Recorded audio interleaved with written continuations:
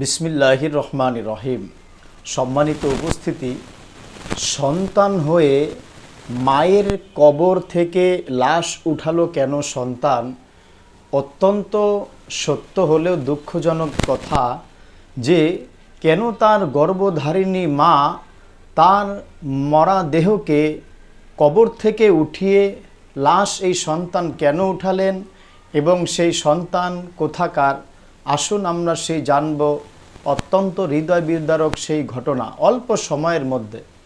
সম্মানিত মুসলিম উম্মা দেশবাসী, সেই জায়গাটি অন্য কোথাও নয়, গাজীপুর কালিয়াকৈরের স্থানে সেই এক সন্তান তার মাকে কবর থেকে উঠিয়ে লাশ কেন উঠালেন? বাস্তবতা হলো এই, ওই হতবাগা দুর্ভাগা সন্তান ছিল নেশাগ্রস্ত। সে বাজে নেশা করত। মা একদিন, দুদিন, 3 দিন সহ্য করতে করতে করতে সেই অত্যাচার, সন্তানের অত্যাচার সহ্য করতে না পেরে একটা সময় অন্তরের মধ্যে সে আঘাত পেয়ে, ব্যথা পেয়ে, দুঃখে দুঃখিত হয়ে সে একটা সময় আত্মহত্যার পথ বেছে নেয়। যদিও এটি ছিল তার অত্যন্ত মস্ত বড় ভুল, কিন্তু এই সন্তানের কারণে শেষ পর্যন্ত তাকে শেষ নিঃশ্বাস ত্যাগ করতে হলো।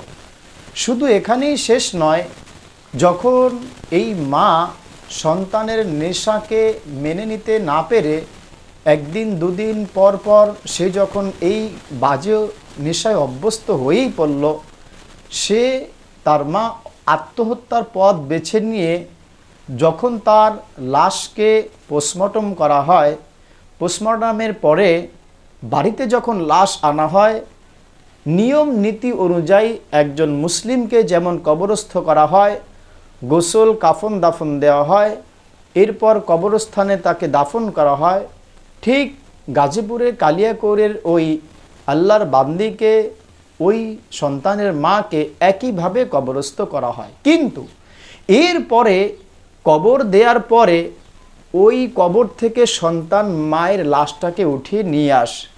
কেন? বিদ্বেষের জন্য? বাজে কোনো চিন্তার জন্য? সম্মানিত উপস্থিতি, সেটা নয়। তাহলে বিষয়টি কি ছিল?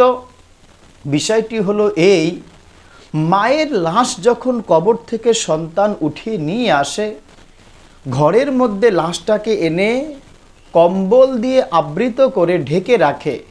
এরপর সন্তান অনুতপ্ত হয়ে মায়ের পা ধরে, মায়ের গা ছুঁয়ে কান্না ঝুরিত কণ্ঠে বলতে থাকে, মা তুমি আমাকে মাফ করে দাও, ক্ষমা করে দাও, আমি তোমাকে বুঝতে পারিনি।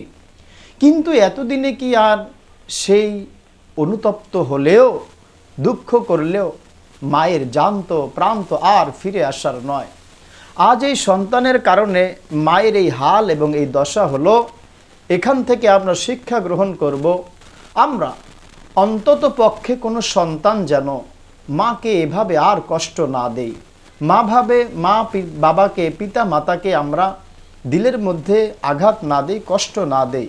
এতে তারা অত্যন্ত দুঃখজনকভাবে কষ্টে দিন কাটাতে থাকেন। শুধু তাই নয়, যখন এলাকাবাসী আসলেন, দেখলেন আমরা যেখানে তাকে কবরস্থ করলাম, দাফন করলাম, সেই কবরটা খালি কেন?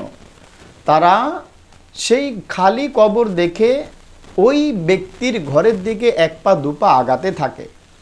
কিন্তু অত্যন্ত দুঃখজনক বিষয় হলো, এতক্ষণে সেই মায়ের পচা লাশ থেকে গন্ধ বেরোতে ছিল, আর ওদিকে ছেলে তো নেশাগ্রস্ত অবস্থায় রয়েই গেছেন।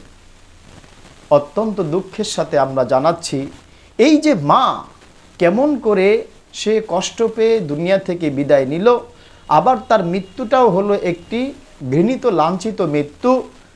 শুধু তাই নয়, মৃত্যুর পরে মায়ের এই করুণ অবস্থা, এজন্য সন্তানকে আমরা দায়ী করব।